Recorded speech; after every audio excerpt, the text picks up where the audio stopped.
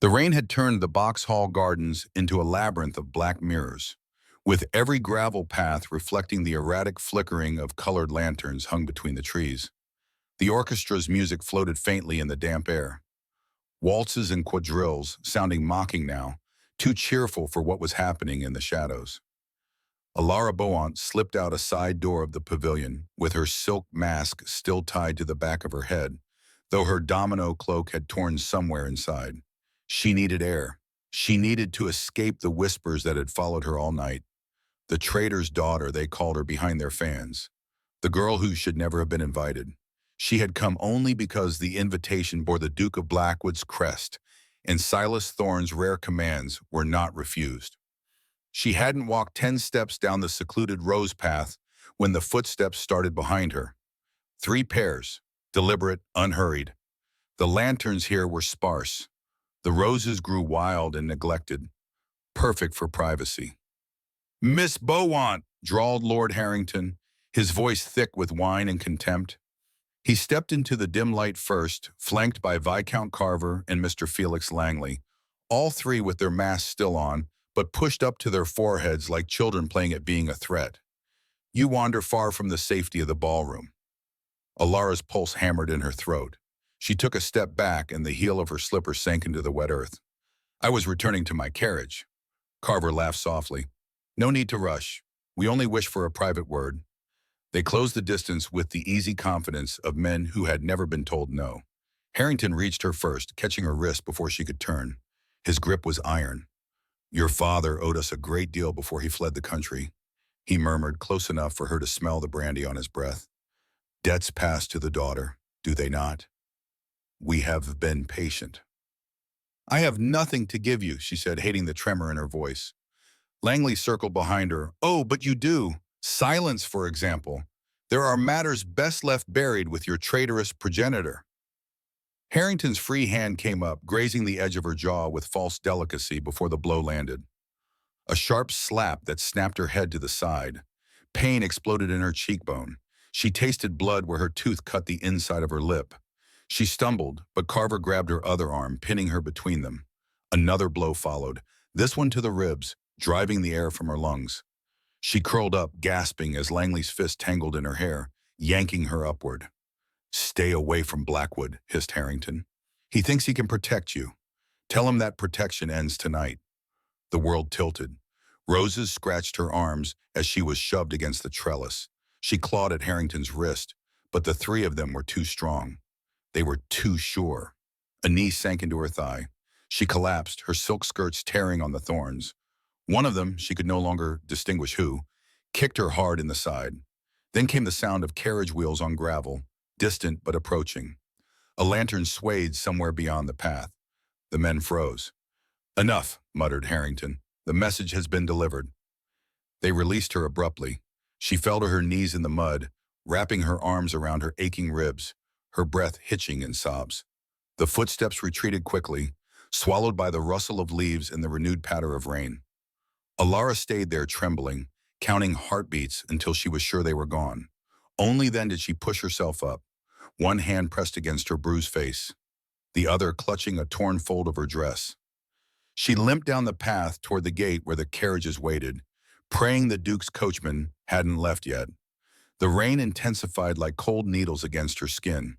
She emerged from the path into the wider lantern-lit avenue just as a black lacquered carriage pulled up. The door bore a discreet crest, a raven clutching a broken crown. Blackwood. The door opened before the steps were fully down. Silas Thorne stepped out into the rain without hat or cloak, his tall figure cutting through the downpour like a blade. The glow of the moon and lanterns illuminated the harsh features of his face. High cheekbones, a mouth set in perpetual disapproval, eyes the pale gray of winter steel. He saw her immediately. For a moment he stood completely still, the rain darkening the shoulders of his evening jacket. Then he moved, crossing the distance in 3 long strides. His gloved hand lifted her chin with surprising gentleness, tilting her face toward the light. The bruise was already blooming, dark and ugly against her pale skin, a thin line of blood tracing from the corner of her mouth. His thumb wiped it away, the cold leather against the heat of the wound. Alara tried to speak, to offer some explanation, but the words tangled behind the swelling. Silas's gaze swept over her torn dress, the muddy hem, the way she guarded her left side. Something ancient and lethal stirred behind his eyes. The air around him seemed to grow colder, though the rain was warm for the season. His voice, when it came, was soft, almost tender, and therefore far more terrifying. Who did this to you? My lovely family. Before continuing with this story, please like, share, and subscribe. And tell me in the comments section where you are watching from. The Duke's voice was soft. Who did this to you? The question hung between them like a drawn sword. Beyond the garden walls, London kept dancing, laughing, drinking. Inside the circle of lantern light, a Duke looked at the woman he had silently claimed as his own and felt for the first time in years the ice inside him cracking. Alara's breath came out in a shudder. She couldn't answer yet, but in the silence, Silas heard everything he needed. He took off his jacket and wrapped it around her shoulders, the heavy wool swallowing her smaller frame.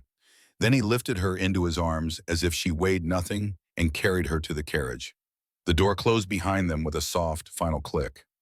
As the horses started moving, the Duke of Blackwood looked out into the rain-soaked night, memorizing every shadow.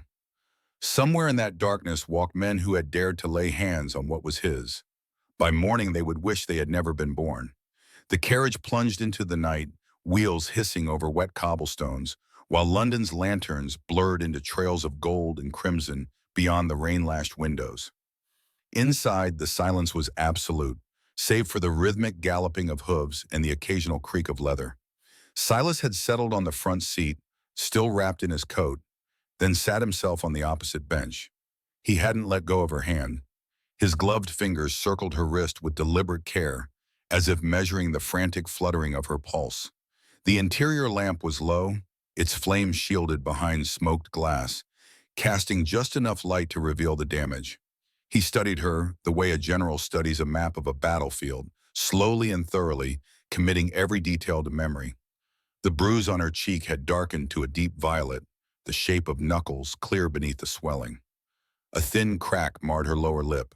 A drop of blood had dried at the corner of her mouth. Her left eye was beginning to swell shut. When she breathed, the slightest hitch betrayed the pain in her ribs. Mud stained the pale column of her throat where the rain had washed it down from her hair. Strands of that hair, once pinned in elegant loops, now plastered wet and disheveled to her temples. Alara kept her gaze lowered, fixed on their joined hands. She expected questions, demands, even anger directed at her for walking alone. Instead, there was only that relentless scrutiny. Finally, Silas moved. He pulled a square of linen from his waistcoat and pressed it gently against the corner of her mouth, dabbing away the dried blood. The gesture was precise, almost clinical, but the tremor in her own fingers betrayed how deeply that tenderness unsettled her. "Tell me their names," he said at last. His voice was calm, cultured, every syllable polished by years of command, but something raw threaded beneath it, something that made the air inside the carriage suddenly feel too small. She swallowed, tasting copper. "I do not wish to make this worse, Your Grace. They only intended to scare me." "They beat you," he said, as if stating an irrefutable fact of nature, like gravity or winter. "They made you bleed. That is not a scare. That is war." Alara raised her eyes. In the dim light, his gaze burned pale and arctic, fixed on her with an intensity that stole what little breath she had left. She had seen Silas Thorne at balls and assemblies, remote, immaculate, a man whose rare smiles never reached his eyes. Society called him cold, unfeeling. She had believed it. Now she did not. The change was subtle at first, a tightening of his jaw, the slightest flare of his nostrils, the way his thumb stroked once, almost unconsciously, the inside of her wrist. Then it gathered like storm clouds rolling in from the North Sea. His shoulders seemed to broaden, filling the confines of the carriage. The hand holding the handkerchief slowly closed into a fist. "Who did this to you?" he asked again, softer than before, but the words carried the weight of an oath sworn in a crypt. Alara's throat closed up. She had spent years shying away from confrontation, accepting every slight as penance for her father's sins. Speaking the names aloud felt like inviting greater ruin. Yet, beneath the fear, something else stirred. An exhausted, long-buried fury that Silas's firm grip seemed to awaken. "Lord Harrington," she whispered, "Viscount Carver, and Mr. Langley." She watched the names hit him one by one. His expression didn't alter, but the temperature inside the carriage seemed to plummet. When he spoke again, his voice had dropped to a register she had never heard from him. Low, lethal, almost conversational. "3." A single word, but it vibrated with a promise. Silas released her wrist only long enough to reach up and rap sharply on the roof. The carriage braked immediately. The small window slid open. "Faster," he ordered the coachman. "Take the river road. No stops." "Yes, Your Grace." The window slid shut. The pace quickened until the wheels sang over the stones. He turned back to her.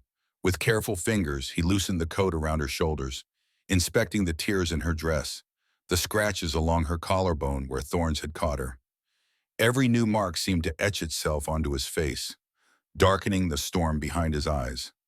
"You will not return to your aunt's house tonight," he said. It wasn't a question. Alara managed a slight shake of her head. "They know where I live." The admission hung between them, fragile and damning. Silas's jaw tightened. "They will know many things before dawn," he murmured, almost to himself. Then louder, "You are under my protection, Alara. You have been for longer than you imagine. Tonight, they forgot that. They will not forget again." Protection. The word should have comforted her. Instead, it sent a shiver down her spine that had nothing to do with the cold. She had glimpsed for the first time what that protection really meant. What kind of man stood behind it? Silas leaned forward, elbows on knees, bringing his face close to hers. The lamplight carved harsh shadows beneath his cheekbones. "Look at me." She did. The predator was fully awake now, barely contained by aristocratic restraint. Yet none of that ferocity was directed at her. It was held in reserve, coiled, waiting for other prey. "No one," he said deliberately, "will ever lay a hand on you again. Not while I breathe. Do you understand?" Alara found herself nodding before her mind could catch up. Something in his certainty undid the knot of shame in her chest, loosening it enough to breathe deeper. Silas leaned back, but the space between them no longer felt distant. He reached into the door pocket and pulled out a small, silver flask. Unscrewing the cap, he brought it to her lips. "Brandy, for the pain." She drank obediently. The liquor burned a path to her stomach, spreading heat against the chill. When she tried to pull away, he tilted it once more, ensuring she took enough, then drank a swig himself without flinching. Outside, London passed in gusts of rain, grand squares giving way to narrower streets, the river gleaming black and restless beyond the embankments. Inside, the Duke of Blackwood began to plan. Alara watched the subtle shifts in his face, the way his gaze turned inward, calculating distances, debts, vulnerabilities. She had always thought him made of ice. Now she understood that the ice was only the surface, and beneath ran something far more dangerous. Molten, inexorable, ancient. The carriage thundered toward Blackwood Manor. Behind them, the pleasure gardens of Boxhall faded into the darkness, their music swallowed by the storm. Ahead lay a night that would change everything. And in the silent, lamp-lit space between them, a single question still echoed, though it no longer needed an answer. Who did this to you? Silas already knew. He simply wanted them to understand what was coming next. The carriage wheels had barely stopped rolling in front of the great doors of Blackwood Manor when Silas stepped down, giving a single low command to the footman who appeared. Alara was ushered inside, across the marble hall, and up the shadowed staircase by the Duke himself. He delivered her into the care of his most trusted housekeeper, Mrs. Whitlock, a woman whose discretion was as unshakable as her loyalty. And then he left. Silas did not return to his chambers. He did not stop for brandy or to change his clothes. The reins still clung to his coat as he descended the service stairs and went out to the stables behind the house. A fresh horse waited, already saddled, held by a groom who knew better than to speak. Silas mounted in one fluid motion and disappeared into the dripping streets before the stable yard clock struck 2. London never fully slept, but at this hour it showed a different face. Shuttered windows, flickering watch lamps, the occasional stumble of a late reveler. Silas rode through it like a specter, his coat billowing black against the night. His first stop was a narrow house on Half Moon Street with a fox-head door knocker. He didn't knock. The door opened before his boot touched the step, and a thin man in shirt sleeves bowed him inside. Mr. Josiah Pike, solicitor to half the indebted gentlemen of high society, kept ledgers no magistrate would ever see. He lit a single candle and placed 3 thick volumes on the table without being asked. "Harrington, Carver, Langley," said Silas. Pike's fingers moved swiftly through the pages.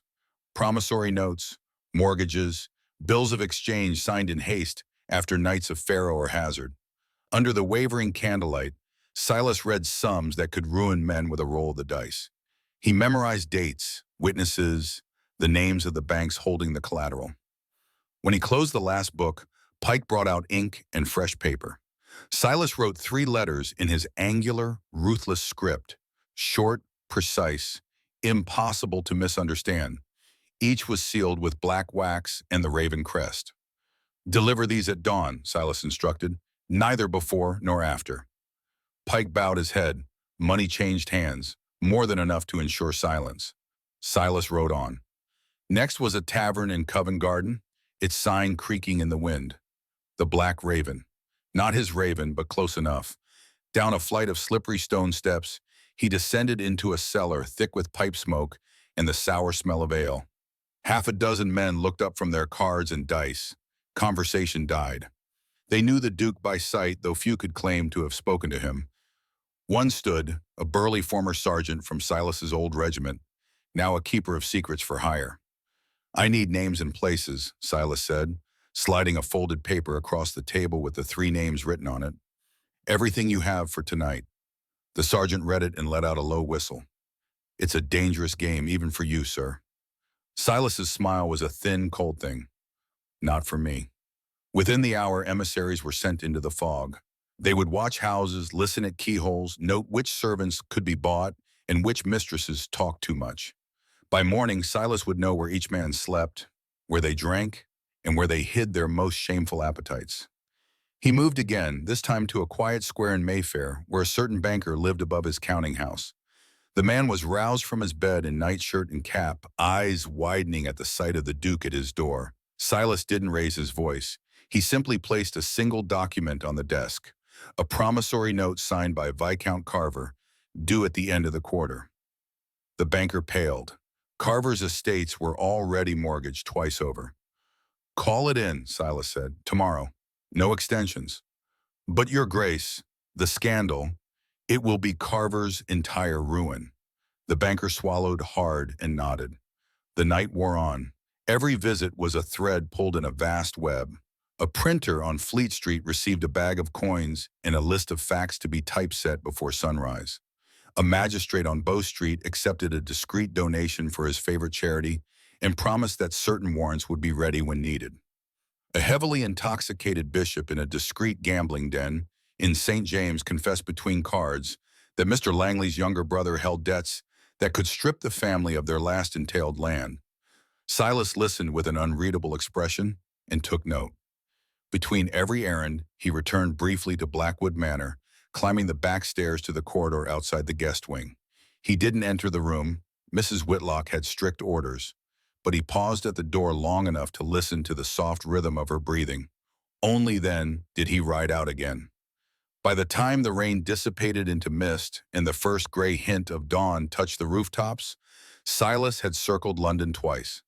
He had spoken to 12 men in 6 different districts. He had signed nothing that could be traced. He had threatened no one with sword or pistol. He hadn't needed any of that. His weapons were older and sharper. Debt, dishonor, the slow strangulation of reputation. His last stop was the river. He stood on the embankment near Westminster Bridge, watching the Thames slide by like black oil. The city was beginning to stir, milkmaids calling, chimneys exhaling pale smoke, the distant clang of a blacksmith's hammer. Somewhere in those waking houses, 3 men slept, believing themselves safe behind their titles and wealth. Silas removed his gloves and flexed fingers stiff from hours of riding. The cold air burned his lungs, but he welcomed it, It kept everything clear. He thought of the bruised face in the carriage lantern, of the way she had tried to shrink into the shadows.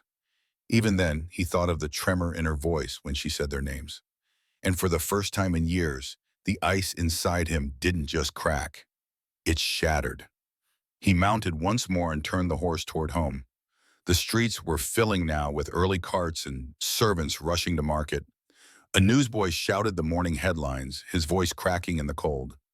Silas passed him without slowing, but the words floated after him like a promise. Extra, extra, scandal in the nobility. The sun hadn't risen yet, but the first ripples were already spreading. By the time it cleared the rooftops, every club and drawing room in London would be buzzing. By noon, men would read their names in print next to words like insolvency, forgery, vice. By nightfall, some would be packing for the continent. Silas crossed his gates as the stable clock struck 6. He handed the reins to a groom and entered the house without looking back. His coat was soaked, his boots caked with mud, but his stride was steady, almost light. In the foyer, he stopped. Mrs. Whitlock waited at the foot of the stairs, hands clasped. "She sleeps, Your Grace," the housekeeper said softly. "The doctor has been here. Bruised ribs, nothing broken. She asked for you." Silas nodded once. He climbed the stairs slowly, feeling the ache in his own shoulders, the burn of a sleepless night. Outside the guest chamber door, he paused again. Through the narrow crack, he could see Alara propped against the pillows, pale but awake, a faint bruise shadowing her cheek like a storm cloud. She met his gaze across the room. Something unspoken passed between them. Gratitude, fear, perhaps the first fragile thread of trust. Silas didn't enter, not yet. He inclined his head, the smallest acknowledgement, and then headed to his study. There was still work to be done, letters to dictate, accounts to settle, a war to finish. But the opening salvo had been fired in ink and whispers, and the enemy didn't yet realize they were already bleeding. Outside, the sun broke the horizon, gilding the wet rooftops of London. And somewhere in that golden light, 3 men were waking to a world that had shifted irrevocably while they slept. The Duke of Blackwood had only just begun. The journey north began at dawn, under a sky the color of tarnished pewter. Silas had given orders quietly and efficiently. 2 carriages, 6 outriders, no crests on the doors. Alara, bandaged and dressed in borrowed black clothing, was helped into the first carriage as if she were made of glass. Silas rode beside her for the first mile, then climbed into the coach opposite her, closing the door with a soft finality. They traveled fast, changing horses at private posts where grooms knew better than to ask questions. London was left behind, first the smoke, then the sprawl, and finally the last scattered villages. By afternoon, the road climbed toward wilder lands, rolling moors silvered with frost, stone walls threading the hills like old scars. The air turned sharp enough to bite the lungs. Alara slept in fits and starts, lulled by the rhythm of the wheels and the lingering heat of the warming bricks at her feet. When she woke, the light had thinned to a cold lavender, and the carriage was slowing. Ahead, Blackwood Manor rose from its valley like something carved rather than built. Dark stone, narrow windows, towers flanked by ancient yews. No flags flew, no lights were yet visible in the lower windows. It looked, she thought, like a fortress awaiting a siege. Silas helped her down himself. The wind whipped the cloak around her shoulders. He caught it and fastened it again with his gloved hands, lingering for a moment at her throat. Gravel crunched under their boots as they crossed the courtyard. Inside, the great hall was shadowy and vast, warmed only by a fire roaring in a hearth large enough to roast an ox. Servants moved like shadows, taking cloaks, offering greetings with bows that Silas acknowledged with the slightest nod. He guided her up a spiral staircase to a wing she had never seen in her few previous visits to the house. The corridor was lined with heavy oak doors and faded tapestries of long-forgotten battles. At the end, a fire was already burning in a small sitting room paneled in dark wood, its windows facing the black expanse of the moor. A connecting door stood open to a bedroom beyond. "This is yours," he said simply. "No one enters without my permission." Alara stood in the center of the room, feeling small beneath the beam ceiling. The pain in her ribs had settled into a steady throb, but the bruises felt louder here in the quiet. She turned to thank him and found him watching her with that same unsettling stillness he had shown since the gardens. "You are safe," he said, as if reading the tremor in her hands. "They cannot reach you here." She believed him, and that belief frightened her almost as much as the attack. Silas poured 2 glasses of wine from a decanter on the sideboard, a deep red, almost black in the firelight, and handed her one. He didn't drink.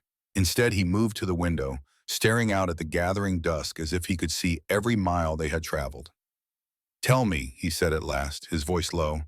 "Everything." Alara sat carefully in a chair by the fire. The warmth reached her frozen fingers, loosening something inside her chest. She had never told the full story aloud. It had lived in whispers and sidelong glances for years. "My father," she began, "was not always the man society remembers. He was once charming, reckless, but charming. He believed fortune favored the bold. Cards, horses, investments and ventures no sensible man would touch. By the time I was 15, bold had become desperate." She took a sip of wine. "He owed debts, black and iron ones. Harrington's father held the largest promissory notes. Carver's family had lent money against unentailed lands. Langley's uncle funded the worst of the gambling. They were patient at first. Then the creditors' meetings began. My father promised repayment, sold what he could, borrowed more to cover the interest. When the collapse came, a shipping venture in the Indies that sank with every penny aboard, he couldn't face them." Silas turned from the window. The firelight carved sharp shadows on his face. "He fled to the continent," Alara continued, her voice steady now, "leaving my mother and me to the mercy of aunts and charity. My mother died within a year. The men never forgave the debt. They couldn't seize what no longer existed, so they seized reputation instead. Every invitation refused, every door closed, whispers that we were no better than thieves. And then letters, reminders that debts are inherited, that silence has a price."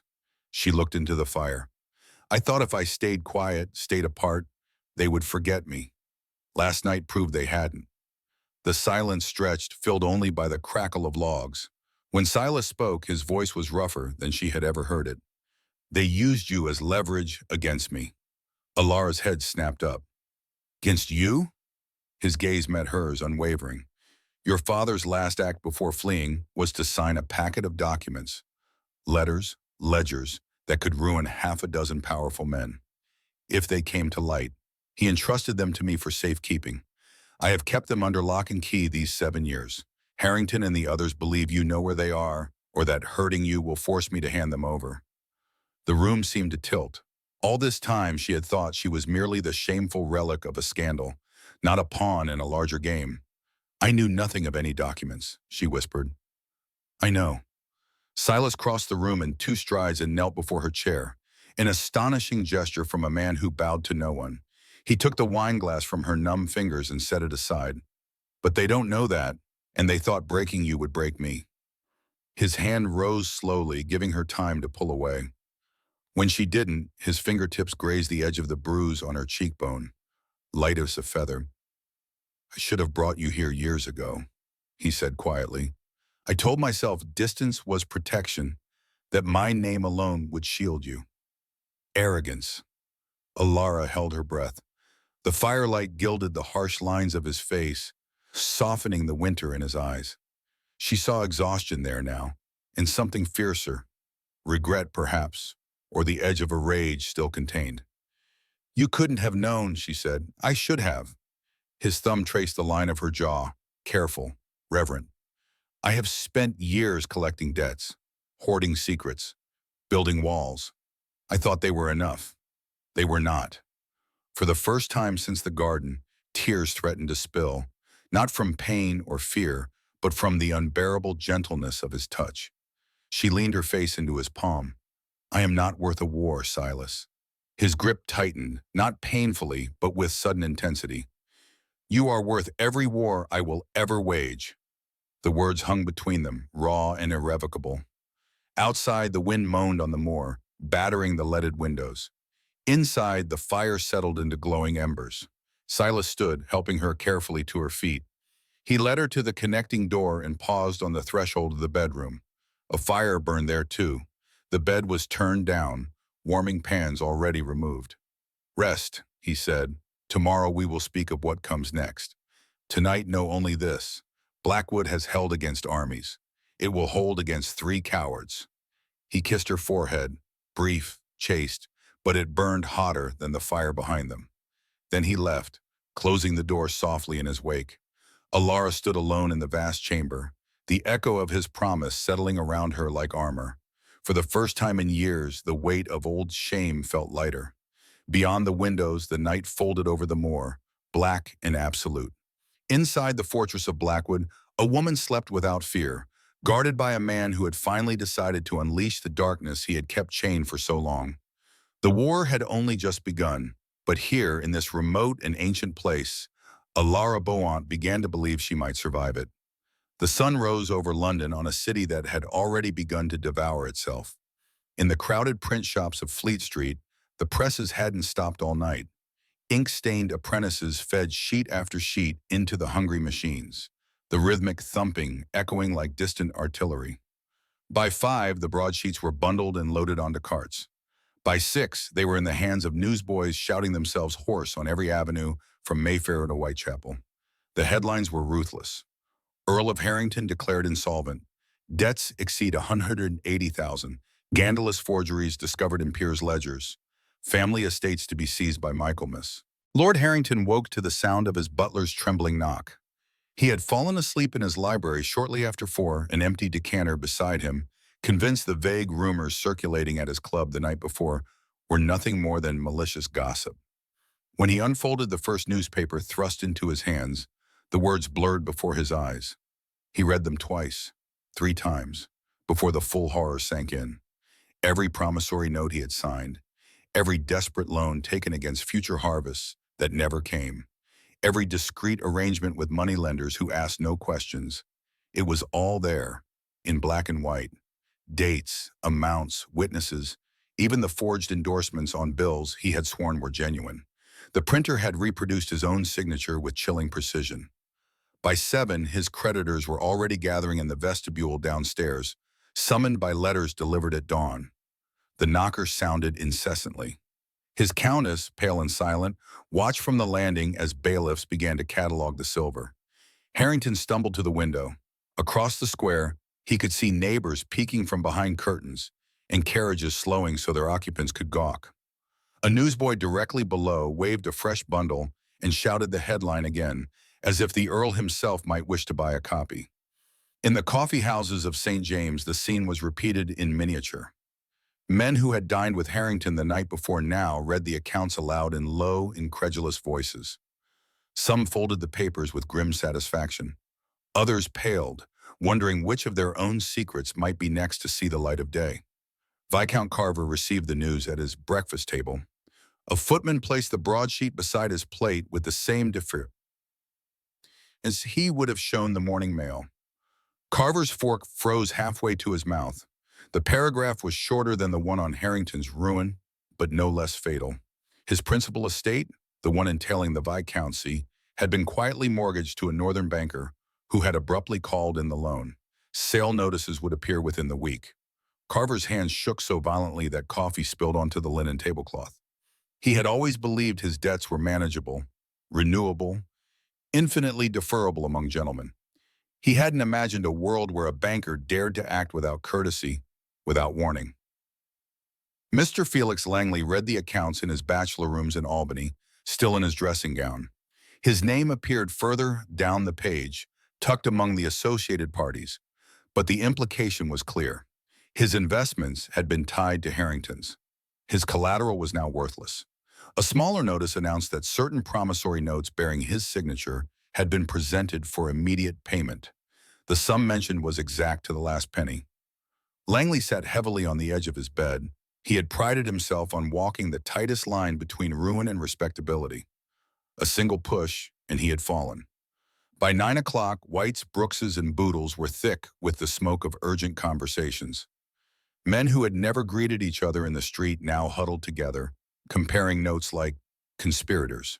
The question on every lip was the same, spoken first in jest and then with growing unease. Who had done this? No one believed Harrington's collapse was accidental. The details were too complete, the timing too perfect. Someone had gathered every thread of the Earl's financial disgrace and pulled them all at once, someone with access to private ledgers, to sealed documents, to the quiet agreements that underpinned the entire edifice of aristocratic credit. And that someone had chosen to start with Harrington, the loudest, the most arrogant, the one who had boasted only 2 nights ago that certain matters would soon be settled with Blackwood. The Duke of Blackwood's name floated in the air unspoken, though no one dared quite pronounce it. Not yet. Silas Thorne had always been a glacial, distant figure, wealthy beyond calculation, powerful in the Lords, more feared than loved. But this wasn't politics. This was annihilation. In the House of Lords, the benches filled early. Peers who rarely attended except for votes now arrived in twos and threes, faces tight, eyes scanning the chamber as if an assassin might step out from behind the throne. Whispers followed the Lord Chancellor as he took his seat. Even the bishops seemed subdued. A minor baron, emboldened by panic, rose during a lull to ask if the government intended to investigate certain malicious publications tending to the destabilization of public credit. The question died amidst murmurs. No one wanted to be the next name in print. Across the river, in the narrower streets where clerks and merchants took their midday ale, the news was met with quieter satisfaction. Men who had been squeezed by aristocratic borrowers toasted an earl's downfall with cheap gin. A few wondered aloud if the other two would follow the same path. And if so, how soon? By evening, the ripples had reached even the most elegant drawing rooms. Invitations were hastily rescinded. Hostesses crossed names off guest lists with trembling quills. Mothers who had courted Harrington's heir now steered their daughters elsewhere. The season, not yet fully begun, already carried the faint stench of fear. In the silence of Blackwood Manor, far to the north, Silas Thorne stood by the library window, watching twilight settle over the moor. A single newspaper sheet lay open on the desk behind him, delivered by a swift rider an hour before. He had read it once, expressionless, then folded it carefully and set it aside. Alara entered quietly, a shawl draped over her shoulders against the evening chill. The bruises on her face had darkened to deep plum, but her eyes were clearer than they had been in days. She approached to stand beside him, following his gaze into the vast emptiness beyond the glass. "Is it over?" she asked softly. Silas didn't answer immediately. He reached for her hand, tucking it through his arm with the same careful possession he had shown since the night in the garden. "It has begun," he said. Outside, the wind picked up, carrying the first distant rumble of a winter storm rolling down from the hills. Inside, the fire burned steady and warm. In London, 3 men did not sleep. They waited for the next blow, listening to every creak of their houses, every knock at the door, wondering which of them would be finished by morning. The first ripple had hit the shore. The wave was still forming. The letter arrived at Blackwood Manor on a morning thick with frost, delivered by a rider whose horse steamed in the courtyard. Silas broke the seal in the library, standing before the fire with his back to the door. The paper was heavy, expensive, the handwriting precise and familiar. A single page, no salutation, no signature, just a veiled threat wrapped in silk. "Return the documents by the end of the week, or the girl will suffer more than bruises next time." Silas read it twice, then folded it with deliberate care and slipped it into his waistcoat pocket. He didn't call a servant. He went himself to the small sitting room where Alara usually sat, drawn by the southern light and the quiet. She was by the window with a forgotten book in her lap, gazing out at the frozen gardens. The bruises had turned a sickly yellow at the edges, but the swelling had gone down. She still looked fragile, but there was a new firmness to the line of her shoulders. He closed the door softly behind him. "I need you to read something." Alara turned. The calm on her face faltered when she saw his expression. Cold, yes, but shot through with something darker. She stood and took the letter from his outstretched hand. Her eyes scanned the lines quickly. The color drained from her cheeks. "This handwriting." She stopped, throat tight. "I know it." Silas waited. He had suspected, but he needed her to say it. "Is it Lord Harrington?" she asked uncertainly. "No." His voice was quiet, almost gentle. Look again. The slant of the G, the loop of the Y. You've seen it on dance cards, on notes passed at assemblies. Alara's fingers tightened on the paper. The memory surfaced like bile. A younger version of herself, 17 and blushing in her first season, treasuring small scraps from a man who seemed kind, attentive in a way others were not.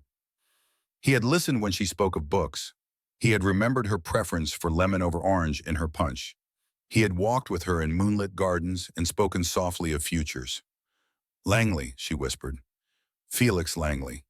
Silas inclined his head once. The letter trembled in her grip.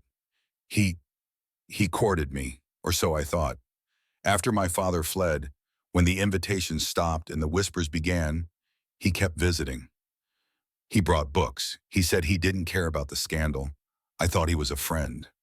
Her voice cracked. When he proposed, I felt relieved, grateful.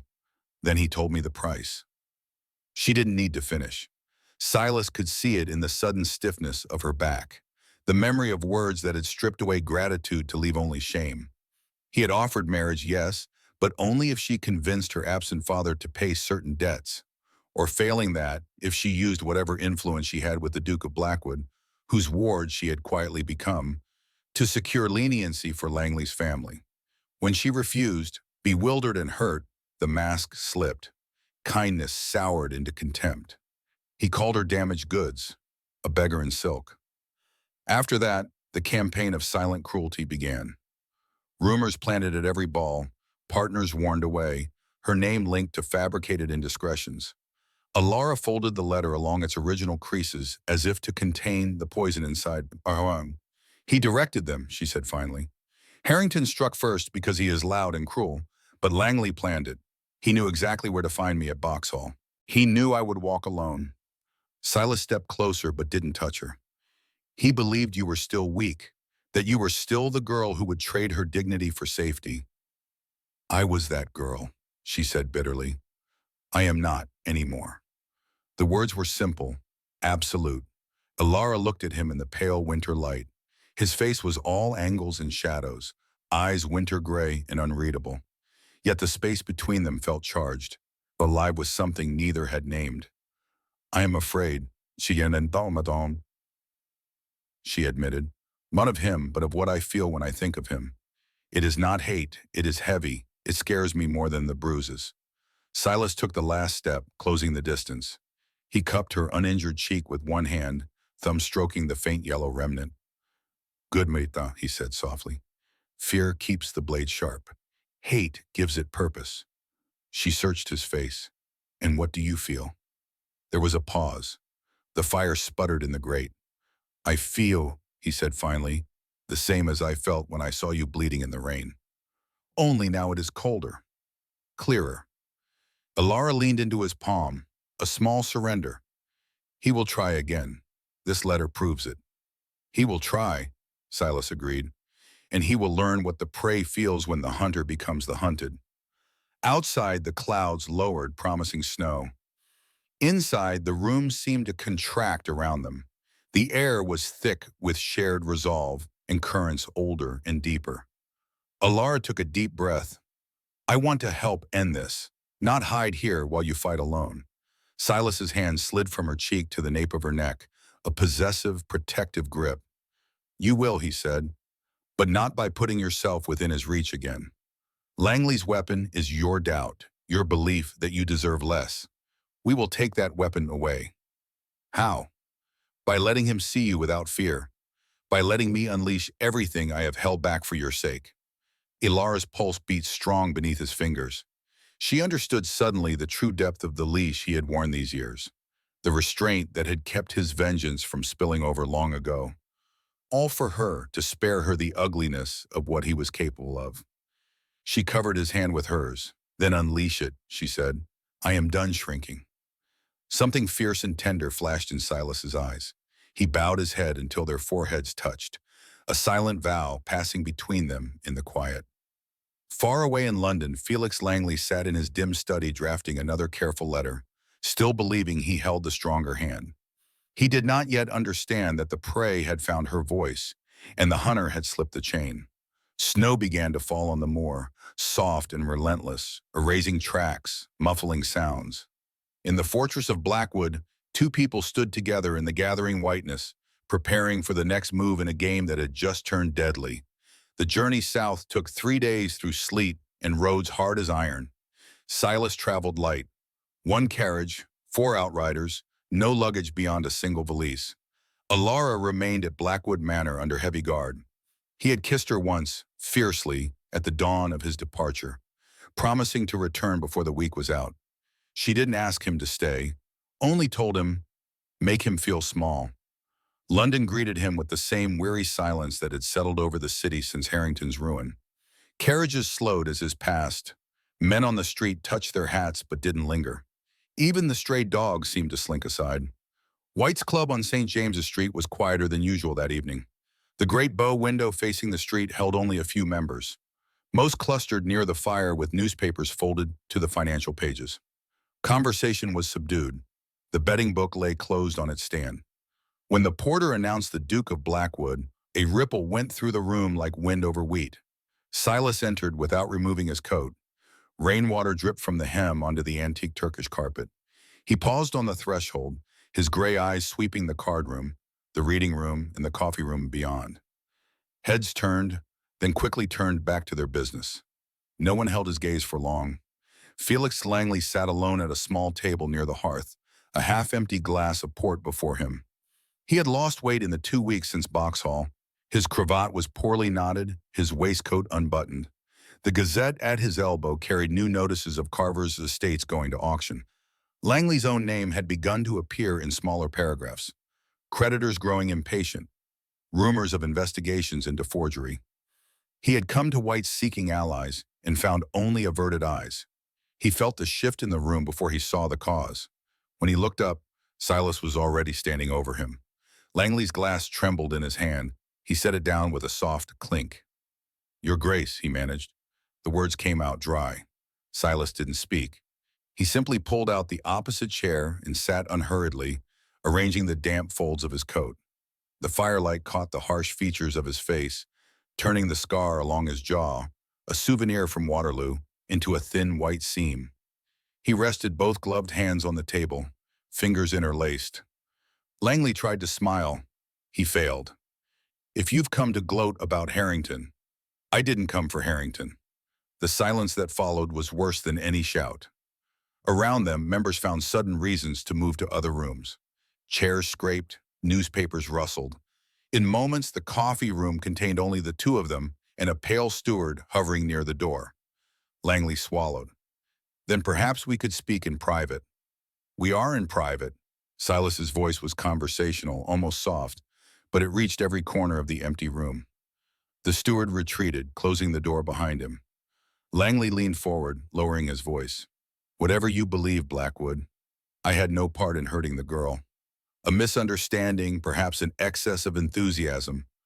Silas raised a hand, a small movement. Langley stopped as if struck. "You planned it," Silas said quietly. "You chose the garden, the time, the masks. You told Harrington where to strike so the bruises would show. You watched." Langley's mouth opened and closed. The color drained from his face. He looked around, but rescue wasn't coming. "This is no place for accusations." "It is the perfect place."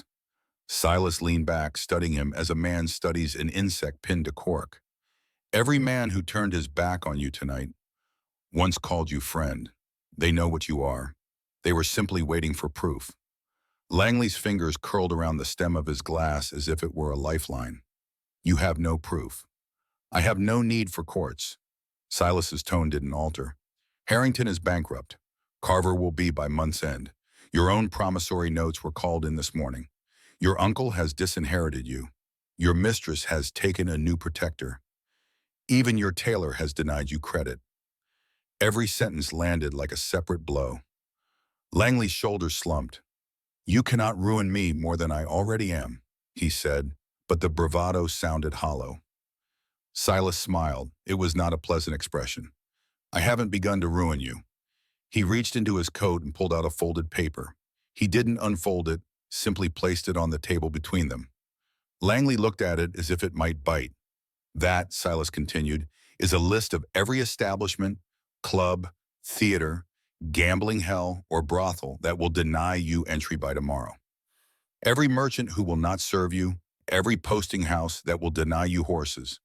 You will find London a very small city, Langley, and England smaller still. Langley's breathing had become shallow.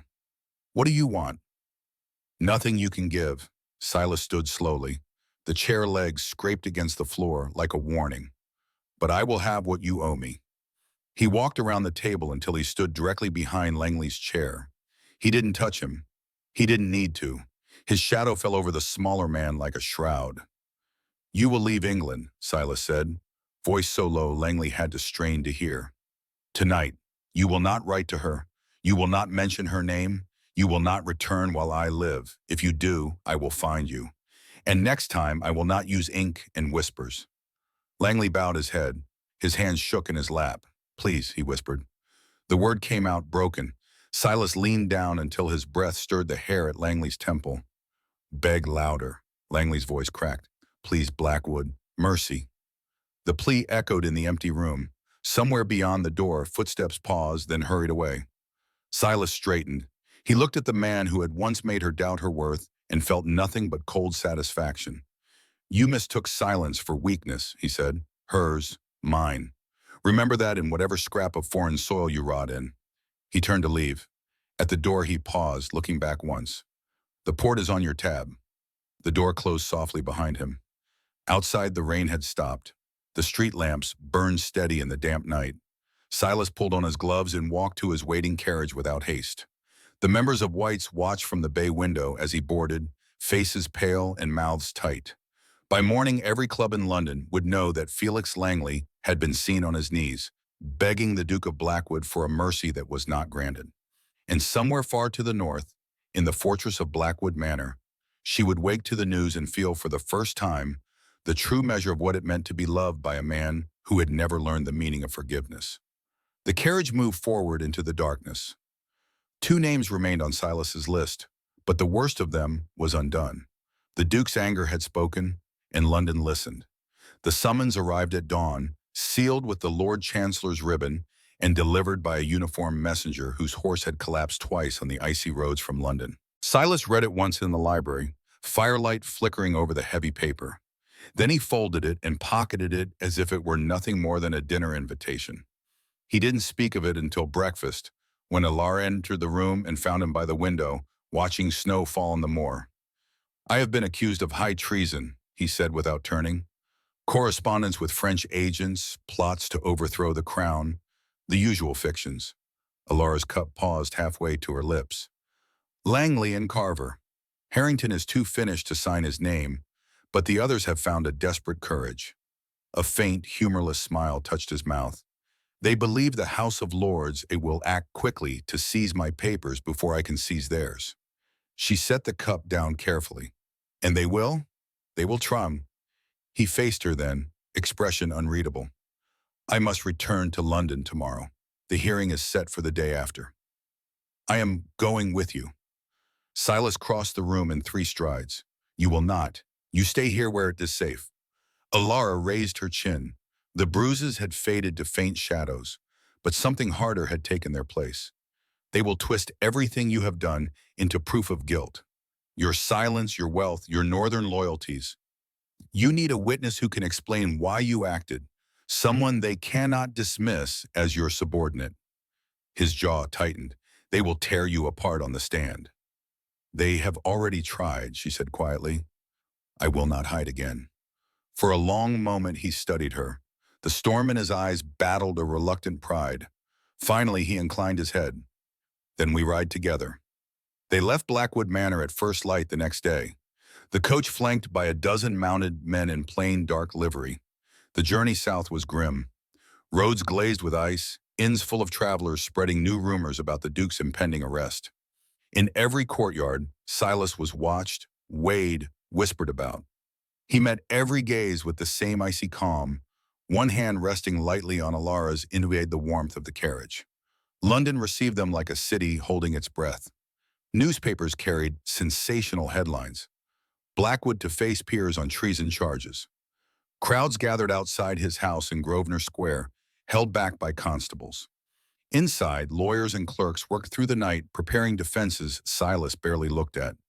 He spent the hours before the hearing in his study with Alara, reviewing the forged letters that would be presented as evidence. Elegant forgeries, he admitted, but riddled with small errors only someone intimate with my correspondence would notice. At dawn on the day of the hearing, the streets around Westminster were thick with spectators.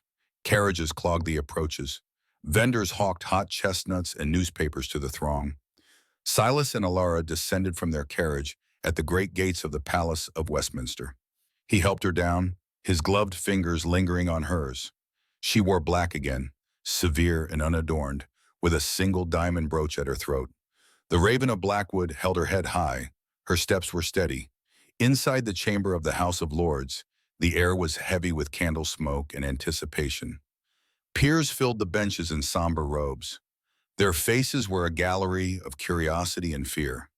The Lord Chancellor sat beneath the gilded canopy, flanked by judges in scarlet. In the dock stood Viscount Carver, gaunt and defiant, and beside him a bandaged, trembling Harrington, held up only by willpower. Langley was absent. Rumors said he had fled to Calais the night the Sullas confronted him at White's. Silas took his place with the same unhurried grace he brought to every battlefield. When the charges were read, treasonous correspondence, intent to aid exiled supporters of Bonaparte, misuse of northern levies, the chamber remained silent.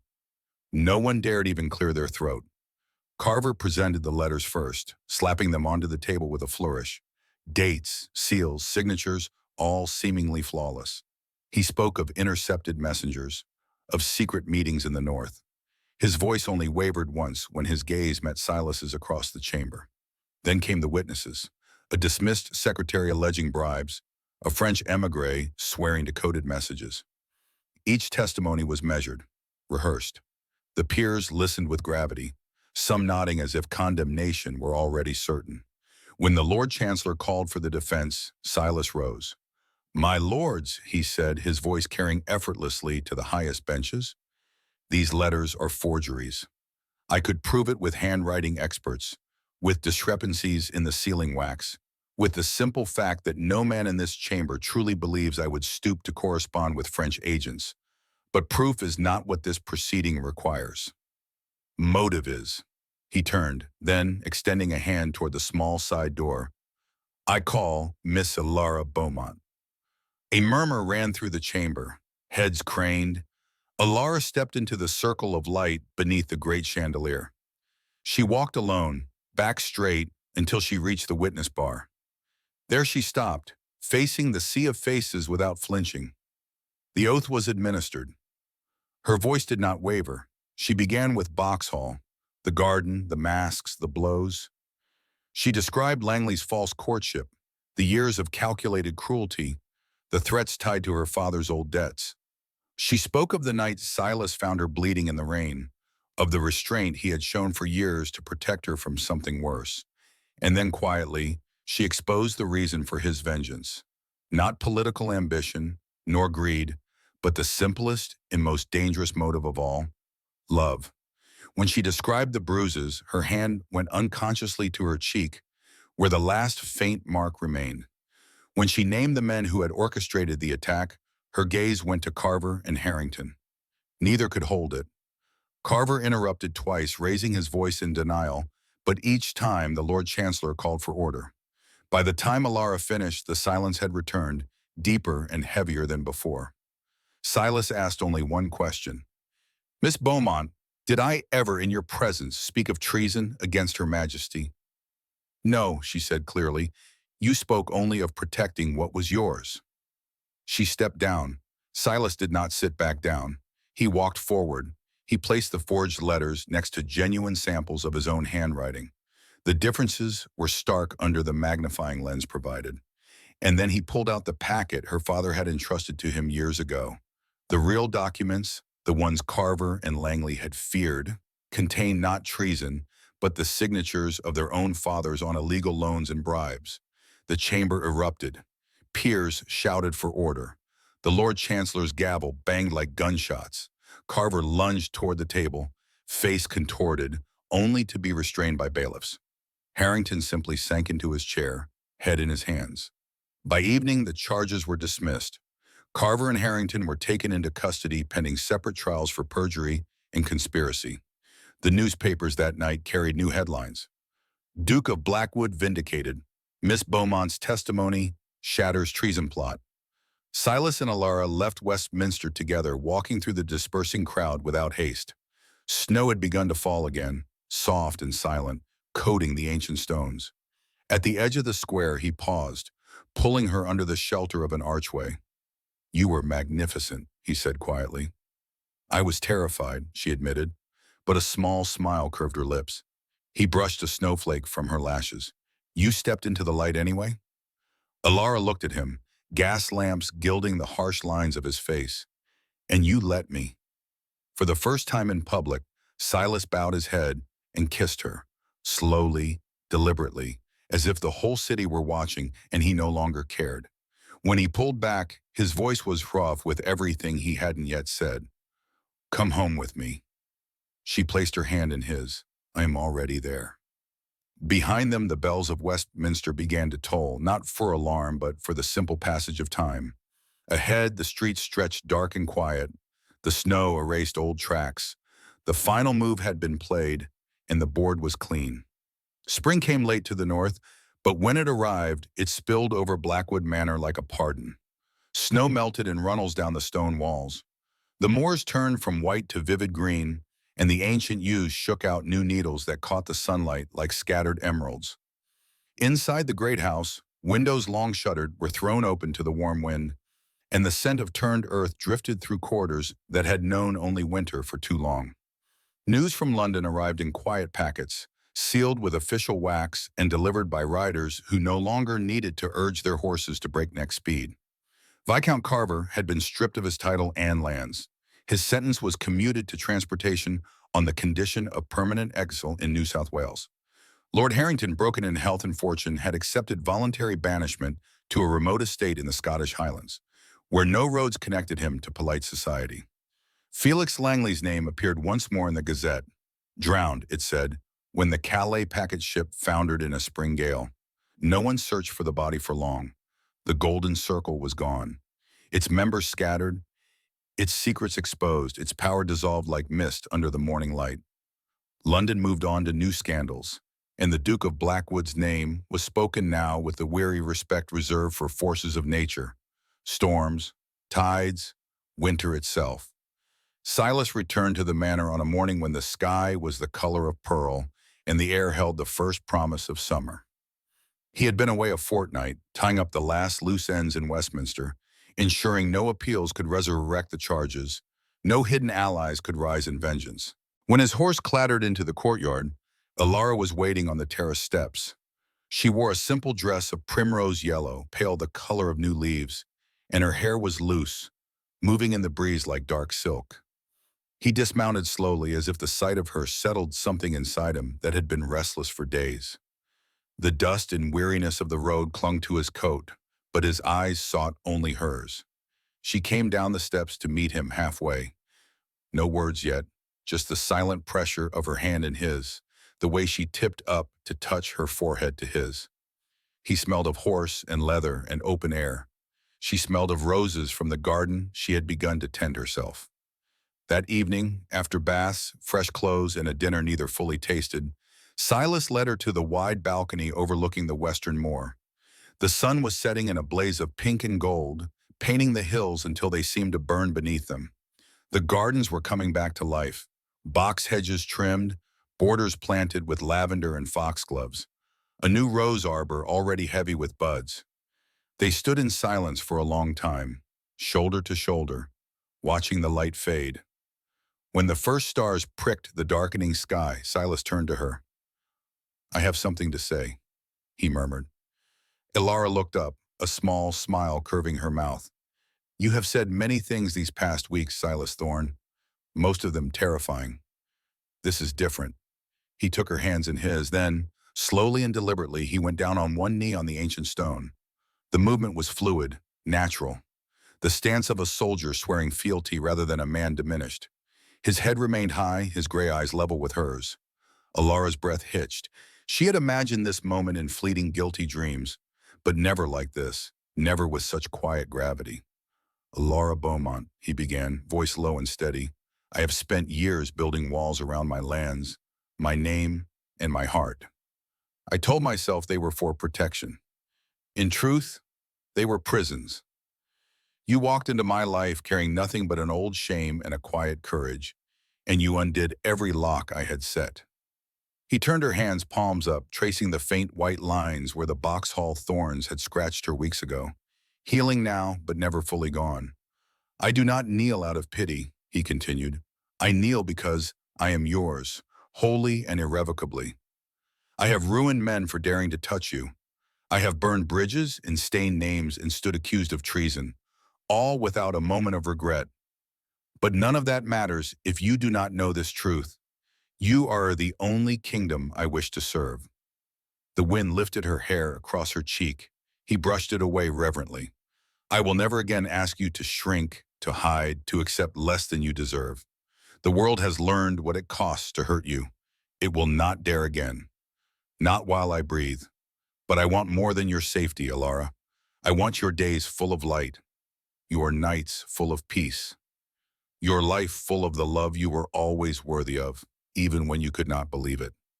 He reached into his coat and pulled out a ring, black gold with a single flawless diamond that caught the last ray of sun and threw it back like captured starlight. The raven crest was engraved inside the band, subtle and fierce. Marry me, he said, not because I saved you or because you need my protection. Marry me because I cannot imagine another dawn without you beside me, because you have made a man out of a monster, because I love you with every part of me that is not already yours. Tears slipped down Alara's cheeks, but she was smiling, radiant, unafraid. She knelt before him, so they were face to face, her hands framing his face. Yes, she whispered, 1,000 times yes. I love you, Silas. Not the Duke, not the legend, you. The man who carried me out of the rain. The man who knelt tonight. She kissed him then, soft at first, then deeper, the taste of salt and joy mingling between them. When they broke apart, foreheads still touching, the sky had turned indigo, and the first bats were flitting over the gardens. Silas slid the ring onto her finger. It fit perfectly, as if it had waited years for this moment. He stood, pulling her up with him, and wrapped her in his arms so tightly she could feel the steady thunder of his heart. Below them, the moor stretched infinite and free. Ahead, the house glowed with new light in every window. Somewhere inside, servants who had served generations of silent, lonely dukes smiled at one another, sensing the change. A new dawn had come, not just for the land, but for the people who walked it. And in the quiet darkness of the balcony, wrapped in the arms of the man once called the Butcher of the North, Alara Beaumont felt, for the first time in her life, wholly and fiercely loved. The world would never dare touch her again. But more importantly, she no longer feared it if it tried. My beautiful family, if you watched all the way to the end and haven't liked, shared, and subscribed yet, that hurts a little. It costs nothing, but it means everything to me. Without new subscribers, YouTube stops recommending my videos, and all this passion goes to waste. Subscribe and turn on notifications so I know I'm not creating alone. Hit like and share this video. Someone out there needs to see them. And tell me in the comments section what your favorite part of the story was. At the end of this video, you will see a suggestion for another powerful story from our channel. Click on it and let yourself be surprised by even more unforgettable emotions. With love.